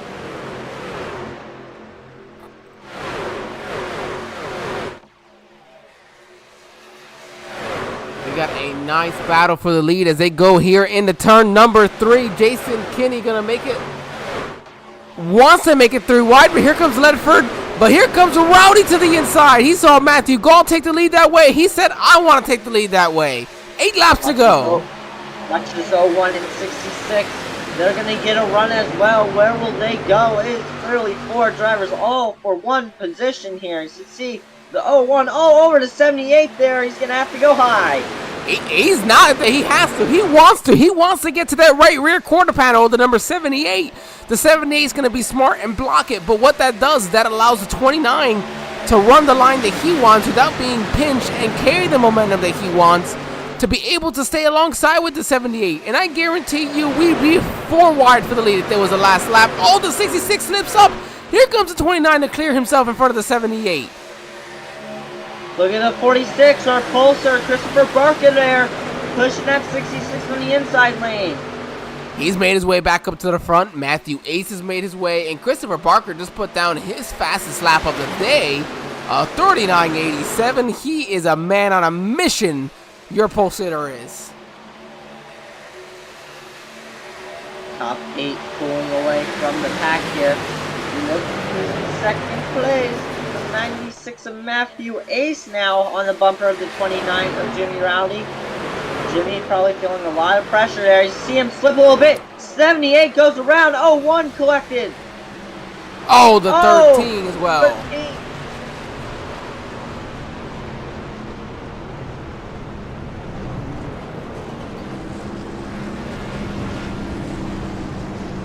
Hard hit for the 78 there. As you see engine smoke coming out of that Chevrolet. That Ford, my bad. It's hard to tell what it was after that. It really was. It looked like a Chevy. Let's take a look at this replay here.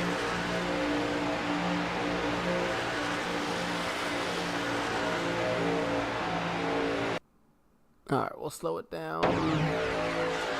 Oh, 78, right there. Did you see that bobble? I did.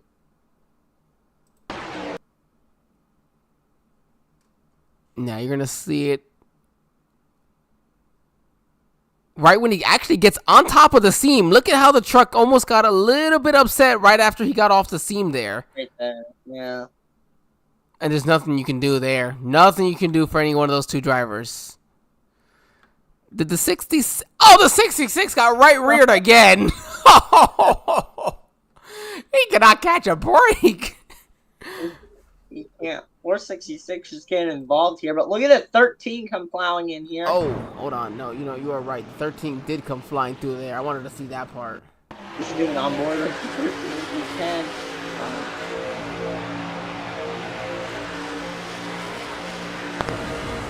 Okay, let's try to go back to 13 here.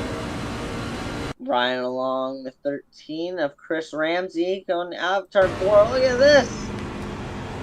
Hello. Oh man, he made it through. A second earlier or a second later, he made it through. See 78 wobbling back to pit road with a flat left front tire there. 5 laps remaining. 29 still. This I don't know what the timing, because our timing up top could be wrong as well. Again, I'm just going off of an assumed thing. We might see the white flag soon. So officially the session is set up for an hour, and I say the session, the race session itself, that doesn't include the practice or qualifying. An hour and 35 minutes, and we should be hitting that mark soon. We'll see what happens here with the pace car. Jimmy Rowdy, currently your leader, would be the victor if that would be the case. By no means given to him. He had to earn it the way he passed the 78 there. Nope, lights are off on the pace truck. We got ourselves at least a green white checkered here. Could be 3 to go still. I think we might. I'm saying all these things, so I think we might be able to finish this race here, Daniel. I think Jimmy's the one calling. He's saying, guys, there's rain, there's debris, whatever you got to do, don't restart this race. It's gonna be resumed racing here with just 3 laps to go on the restart here of the 29 of Rowdy, who's been holding off all these drivers all night long here towards the end of this race. Our pole sitter, Christopher Barker, we know he's the strongest driver so far up here in the front. I mean, he won the pole earlier tonight. He's done amazing in his practice sessions. Could he make it 3 wide and try to spoil this one? We are about to find out here, but that 29 is really good at blocking. Yeah, I'd love to see it. Carlos, thank you for rooting on the 71. It was looking pretty good. Daniel Love was there for a moment, and I know he got involved in that one, and I think he may have already used his final fast repair, which is why he's still on pit lane. Trucks are lined up. I see us going green here. We'll see. Yep, pace truck's getting ready to go down. We have at least a chance for a green white checkered, I think. Oh no, here it is. Question: do they have at least a lap? I don't know, but here we go. 29 there, leading the pack. That pulled up all on its own. We haven't even finished the race, and this is over here trying to pull this up for us. Okay. 29 out in the lead there. As you see the 46 of Christopher Barker battling side by side there with, well, was going to with the 96. I think that maybe the race did finish. I think these guys are just trying to ride it out to the end here, just in case. I think the race finished, yeah. That was very confusing. It looks like 29 of Jimmy Rowdy is going to be your winner at Michigan. Jimmy Rowdy's finally gonna get it done. I'm telling you, he is better. He's not even gonna go all the way back around for his victory, for his celebration. He wants to start burning it down now. Yeah. Everybody just was like, what is happening?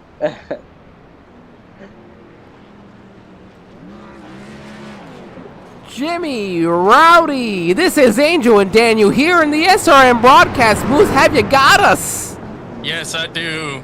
Jimmy, you are a winner in the Roughneck Racing Series, and you're going to do it in fantastic fashion here at Michigan. I tell you what, Angel, through all the close calls I had last year and the close ones I've had this year, I did not think I was, one, going to finish in the top 5, but 2, even remotely come close to winning this race. And I tell you what, it feels nice to win a race in a league and not just on iRacing's old regular servers. I can do that. I've done that. Been lucky enough to do that, but just haven't been able to do it in a league. And this feels frigging amazing.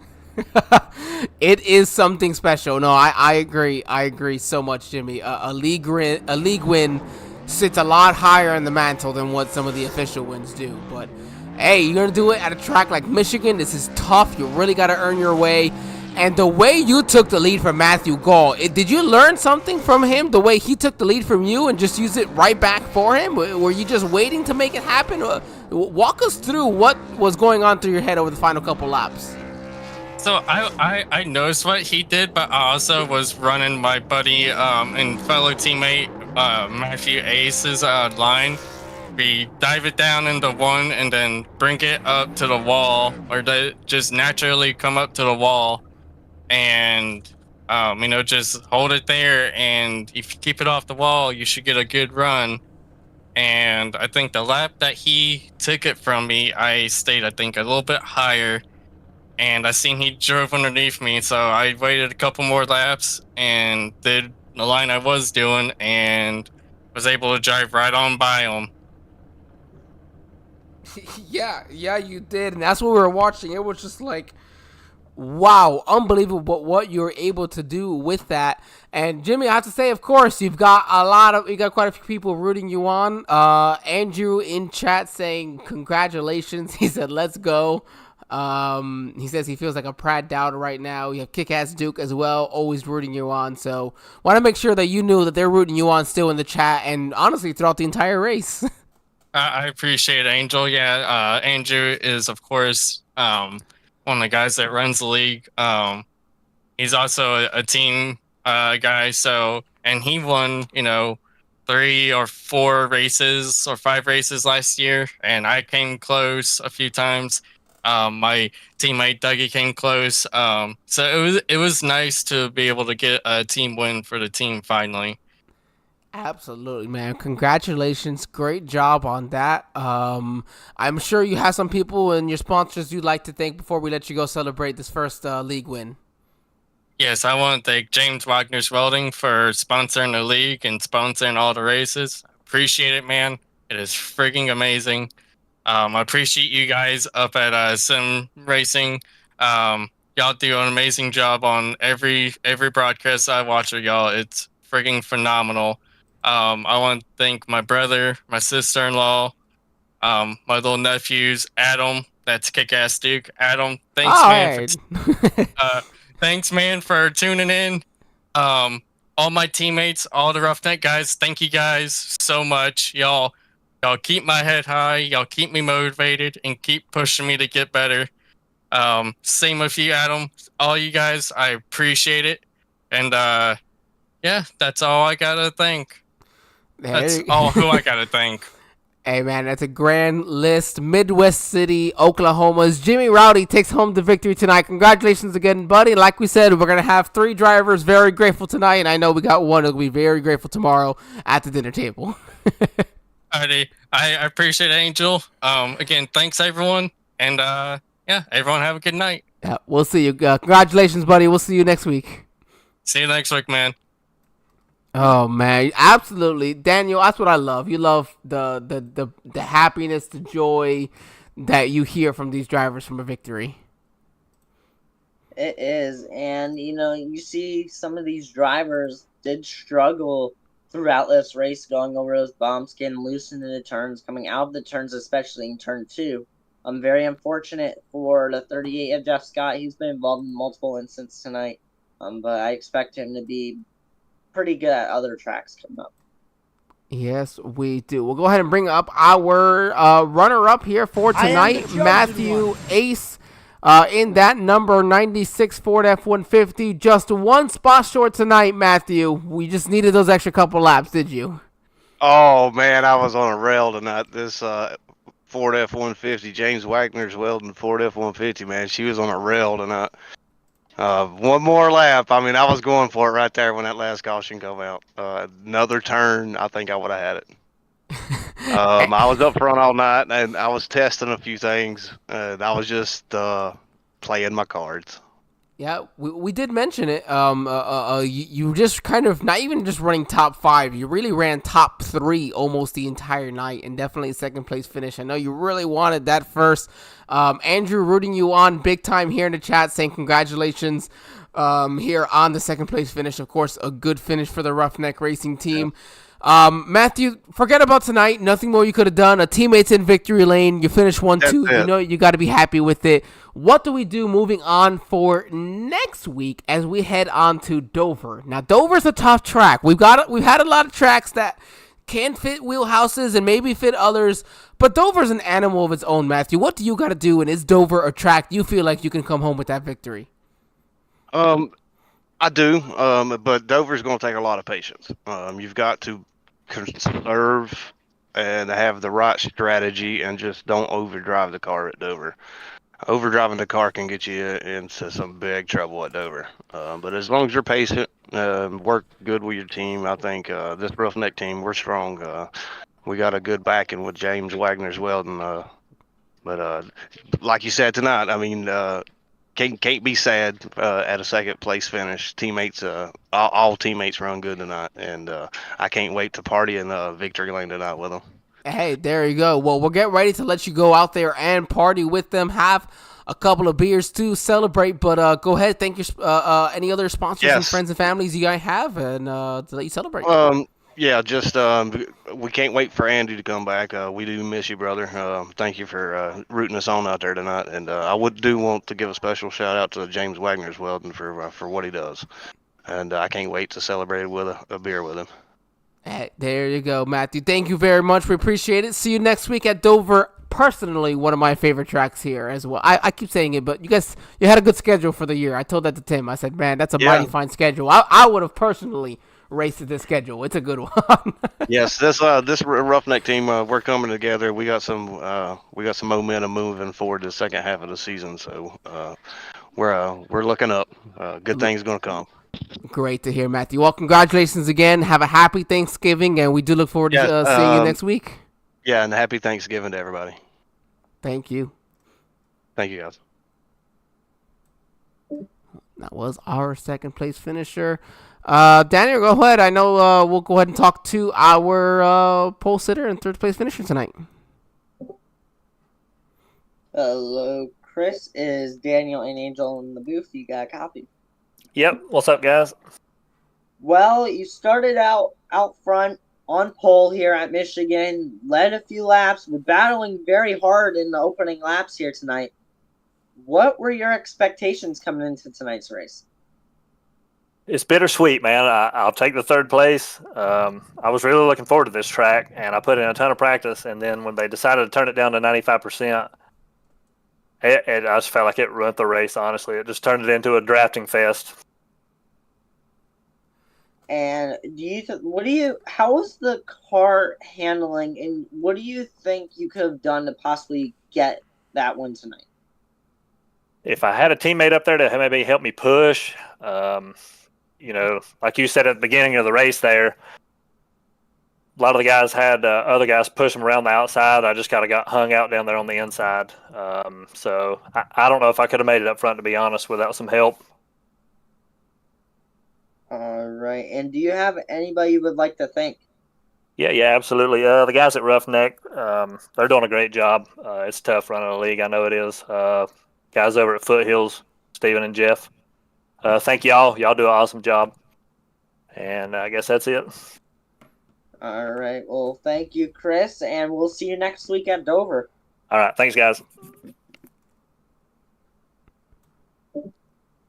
That was our third place finisher there, Chris Barker. We'll go over our finishing results here for tonight after, well, it was kind of voluntold to us right as soon as the race finished. I didn't even know that would happen, but okay. Jimmy Rowdy coming home with his first career, not just Roughneck Racing League win, but his first career league win. He said he's won his officials, so congratulations to him. Matthew Ace in second, Chris Barker, your pole sitter, in third. Greg Jolly and Ryan Gomes going to round out your top five. James Wagner, Tim Richardson, Jason Kinney in eighth. Larry Fairman going to still come out in ninth. And then Richard Hartman going to round out your top 10. Rounding outside your top 10, finishing 11th was Stephen Shue. 12th, Richard Hartman. The third, 13th, Johnny Hurst. 14th, Chris Ramsey.